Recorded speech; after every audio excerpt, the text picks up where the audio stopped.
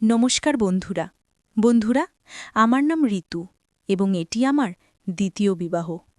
আমার জীবনটা অনেকটা নদীর মতো, যার স্রোত কখন কোন দিকে বইবে তা আগে থেকে বোঝা মুশকিল। আমার প্রথম স্বামীর আকস্মিক মৃত্যু হয়েছিল বিয়ের মাত্র কয়েকদিন পরই, একটি মর্মান্তিক বাস দুর্ঘটনায়। তখন আমার বয়স ছিল মাত্র ২৪ বছর। জীবনটা ঠিকমতো শুরু হওয়ার আগেই যেন সব শেষ হয়ে গেল। এত অল্প বয়সে বৈধব্যের বোঝা আমার আর আমার পরিবারের ওপর নেমে এসেছিল। সেই কঠিন সময়ে আমার মা-বাবা আমার ভবিষ্যতের কথা ভেবে অত্যন্ত চিন্তিত হয়ে পড়েন। সমাজের নানা কথা আর আমার একাকী জীবনের কথা ভেবে তারা একজন ৪৭ বছর বয়সী ব্যক্তির সঙ্গে আমার দ্বিতীয় বিবাহের ব্যবস্থা করেন। পাত্র খুঁজে পাওয়া কঠিন ছিল, তাই এই অসমবয়সী বিয়েতে রাজি হওয়া ছাড়া উপায় ছিল না। আমার দ্বিতীয় স্বামী মানুষ হিসেবে খারাপ ছিলেন না, কিন্তু তিনি আমার চেয়ে বয়সে অনেক বড় ছিলেন এবং নিজের ব্যবসা ও কাজ নিয়ে এতটাই ব্যস্ত থাকতেন যে আমার জন্য তার কাছে কোনো সময়ও ছিল না। দিনের শেষে যখন তিনি বাড়ি ফিরতেন তখন এতটাই ক্লান্ত থাকতেন যে কোনো কথা বলার আগেই ঘুমিয়ে পড়তেন। তার বিশাল বাড়িতে আমি একা থাকতাম। তার উপস্থিতি সত্ত্বেও আমি সেই মানসিক শান্তি বা সঙ্গ পাচ্ছিলাম না যা একজন স্ত্রী হিসাবে আমার প্রাপ্ত ছিল। রাতের পর রাত আমি তার একটু মনোযোগ, একটু ভালোবাসার জন্য অধীর আগ্রহে অপেক্ষা করতাম, কিন্তু আমার সেই অপেক্ষা কখনো শেষ হতো না। তার কাছ থেকে আমি সেই মানসিক শান্তি বা সঙ্গ ও সমর্থন পাইনি যা আমার একাকিত্বকে দূর করতে পারত। আমাদের সংসারে কোনো কিছুর অভাব ছিল না। টাকা পয়সা, গাড়ি-বাড়ি সব ধরনের আধুনিক সুযোগ সুবিধাই ছিল, কিন্তু যে জিনিসটার অভাব ছিল তা হল স্বামীর ভালোবাসা ও সঙ্গ। এই অনুভূতিটা আমাকে ভেতর থেকে কুড়ে কুড়ে খাচ্ছিল। প্রত্যেক মহিলার মতোই আমিও চাইতাম আমার স্বামী আমার যত্ন নিক, আমার সঙ্গে গল্প করুক, আমার দিনের কথা শুনুক, কিন্তু তার জগতে আমার কোনো স্থানই ছিল না। বাড়ির সমস্ত কাজ করার জন্য একজন বিশ্বস্ত চাকর বীরেন কাকা থাকায় আমাকে কিছুই করতে হতো না। তাই আমার দিন কাটত অফুরন্ত অবসারে, আর এই একাকিত্ব ও শূন্যতা আমাকে ধীরে ধীরে গ্রাস করছিল। একদিন আমাদের সেই পুরনো চাকর বীরেন কাকা অসুস্থ হয়ে পড়লেন, তাই তিনি তার যুবক ছেলেকে আমাদের বাড়িতে কয়েকদিনের জন্য কাজে পাঠিয়ে দিলেন। পরের দিন সকালে তার ছেলে যখন কাজে এলো, আমি তাকে প্রথমবার দেখেই অবাক হয়ে গেলাম। তাকে দেখে এক মুহূর্তের জন্য আমার বিশ্বাসই হচ্ছিল না যে সে বীরেন কাকার ছেলে হতে পারে। তার সুঠাম স্বাস্থ্য, ফর্সা গায়ের রং এবং গভীর নীল চোখ সব মিলিয়ে তাকে কোনো সিনেমার নায়কের চেয়ে কম কিছু মনে হচ্ছিল না। তার চেহারায় এমন এক আভিজাত্য ছিল যা সাধারণের মধ্যে দেখা যায় না। আমি মুগ্ধ হয়ে তার দিকে তাকিয়েছিলাম আর ভাবছিলাম, এই ছেলে কি সত্যি একজন চাকরের সন্তান? আমার ঘোর কাটল তার গলার স্বরে। সে আমার দিকে তাকিয়ে অত্যন্ত নম্রভাবে বলল, মালকিন, আমার নাম নুকুল, আমি বীরেনবাবুর ছেলে।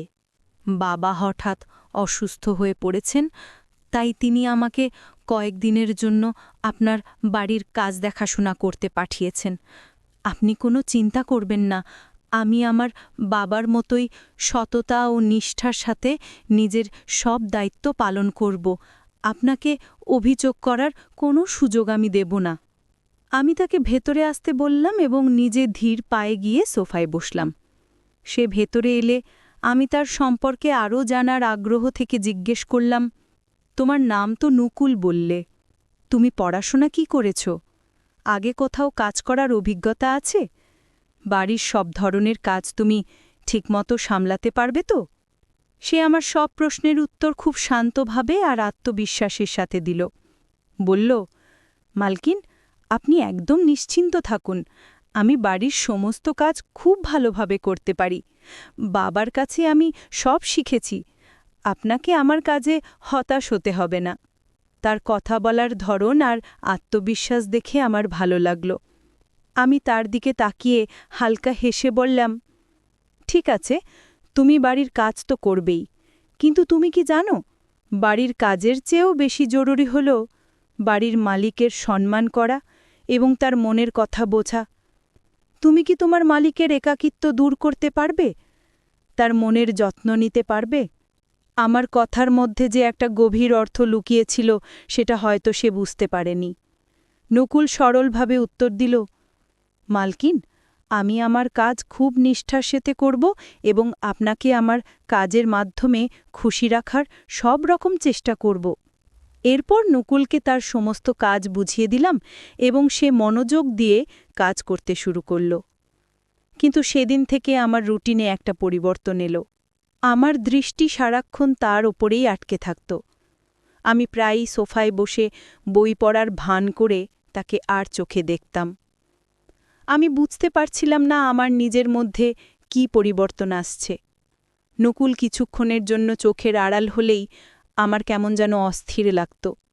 তার উপস্থিতি আমার এই শূন্য বাড়িতে একটা নতুন স্পন্দন নিয়ে এসেছিল। আমি তাকে ভীষণভাবে পছন্দ করতে শুরু করেছিলাম এবং অবচেতন মনে তার কাছাকাছি যেতে চাইছিলাম। আমার একাকী জীবনে নকুলকে পাশে পাওয়ার একটা তীব্র ইচ্ছা আমার মনে জেগে উঠেছিল। আমি চাইছিলাম সে আমার এই শূন্যতা, এই একাকিত্ব পূরণ করুক। যেদিন থেকে আমি তাকে দেখেছিলাম, আমার দিনের শান্তি এবং রাতের ঘুম দুটোই যেন হারিয়ে গিয়েছিল। এর কিছুদিন পর আমার স্বামীর ব্যবসার কাজে 1 সপ্তাহের জন্য বাইরে যাওয়ার প্রয়োজন হল। যাওয়ার আগে তিনি বেশ চিন্তিত মুখে আমার ঘরে এলেন।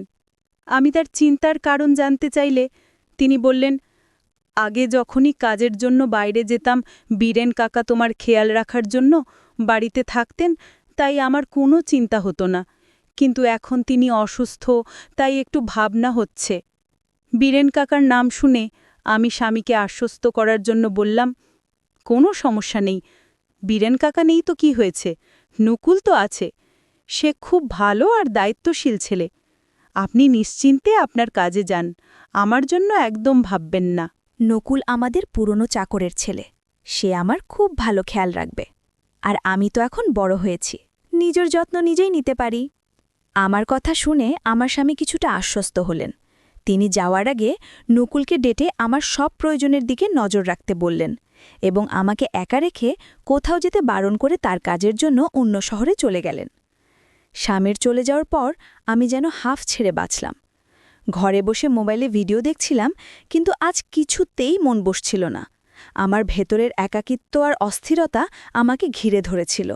আমি বারবার নকুলের প্রতি এক অদ্ভুত আকর্ষণ অনুভব করছিলাম। সে নিজের কাজে এতটাই মগ্ন থাকত যে আমার দিকে ফিরেও তাকাত না।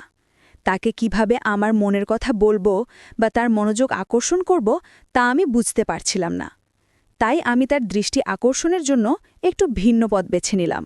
আমি বাড়িতে সুন্দর এবং আকর্ষণীয় পোশাক পরা শুরু করলাম, এই ভেবে যে হয়তো এতে সে আমাকে লক্ষ্য করবে। কিন্তু তার আচরণে কোনো পরিবর্তন এলো না। সে আগের মতোই নির্লিপ্তভাবে নিজের কাজ করে যেত, যা আমার অস্থিরতাকে আরও বাড়িয়ে দিচ্ছিল।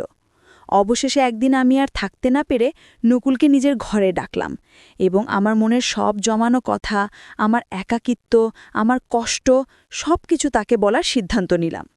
যখন আমি তাকে আমার অনুভূতির কথা জানালাম, সে চুপচাপ মাথা নিচু করে আমার সব কথা শুনল। তারপর কোনো উত্তর না দিয়েই ঘর থেকে নিঃশব্দে বেরিয়ে গেল। আমি হতভম্ব হয়ে শুধু তাকিয়ে রইলাম। আমি বুঝতে পারছিলাম না নকুলকে কিভাবে বোঝাবো। আমি তার ওপর জোর করতে চাইনি। আমি চেয়েছিলাম সে মন থেকে আমার কষ্টটা বুঝুক এবং আমার প্রতি সহানুভূতিশীল হোক। কিন্তু তেমনটা হচ্ছিল না। এইসব ভাবতে ভাবতে যখন আমি প্রায় হাল ছেড়ে দিয়েছিলাম, হঠাৎ আমার মাথায় একটি নাটকীয় বুদ্ধি এলো। আমি নতুন শাড়ি পরলাম, তারপর আমি সাবধানে সিঁড়ি দিয়ে নামার সময় পা পিছলে পড়ে যাওয়ার ভান করলাম এবং ব্যথায় এমনভাবে চিৎকার করে উঠলাম যেন সত্যিই খুব লেগেছে। আমার চিৎকার শুনে নকুল ছুটে রান্নাঘর থেকে বেরিয়ে এলো এবং আমাকে মাটিতে পড়ে থাকতে দেখে ভীষণ চিন্তিত হয়ে পড়ল। সে দৌড়ে আমার কাছে এসে বলল, আরে মালকিন, আপনার কি হয়েছে? আপনি এভাবে কিভাবে পড়লেন? আমি চোখে জল এনে কান্নার অভিনয় করে বললাম, আমি নতুন কাপড় পরেছি, ভাবলাম একটু বাইরে ঘুরতে যাব, কিন্তু নিচে আসতেই হঠাৎ পা পিছলে সিঁড়ি থেকে পড়ে গেছি। কোমরে আর পায়ে খুব ব্যথা করছে, আমি একটু উঠতে পারছি না। আমার অবস্থা দেখে সে বলল, মালকিন, আপনি ঘাবড়াবেন না, আস্তে আস্তে উঠার চেষ্টা করুন, আমার কাঁধে ভর দিন, আমি আপনাকে ধরে আপনার ঘরে পৌঁছে দিচ্ছি। আমি আরও কাতরানোর ভান করে বললাম, আমার হাঁটার মতো শক্তি একদমই নেই, খুব কষ্ট হচ্ছে। আমার অবস্থা দেখে তার আর কোনো উপায় ছিল না। সে আমাকে কোলে তুলে আমার ঘরে নিয়ে যাওয়ার জন্য প্রস্তুত হলো। নকুল আমাকে সাবধানে কোলে তুলে নিল। বহু বছর পর নকুলের স্পর্শ পেয়ে আমার ভেতরটা কেঁপে উঠল। সে যখন আমাকে নিয়ে এক এক করে সিঁড়ি বেয়ে উপরে উঠছিল, আমি তার কাঁধে মাথা রেখেছিলাম। আমার মনে হচ্ছিল আমার পরিকল্পনা সফল হতে চলেছে। তার সান্নিধ্য পেয়ে আমার ভেতরের সমস্ত অস্থিরতা যেন শান্ত হয়ে যাচ্ছিল। আমার মনে এক মুহূর্তের জন্য এমনও মনে হচ্ছিল যে সেও হয়তো আমার কষ্টটা এবার বুঝতে পারছে এবং আমার প্রতি দুর্বল হয়ে পড়ছে। নকুল আমাকে দ্রুত আমার ঘরে নিয়ে সে বিছানায় শুইয়ে দিল। কিন্তু আমার ভয় হচ্ছিল সে হয়তো এখনই আমাকে এই অবস্থায় একা রেখে চলে যাবে। সেই ভয়ে আমি তার শার্টের কোণা ধরে ফেললাম এবং তাকে নিজের কাছে টেনে অসহায়ভাবে বললাম, নকুল, দয়া করে আমাকে ছেড়ে যেও না। আমি এই বাড়িতে বড় একা। তুমি আমার কষ্টটা কি দেখতে পাও না? কিন্তু এবারও সে আমার কোনো মানসিক দুর্বলতার সুযোগ নিল না।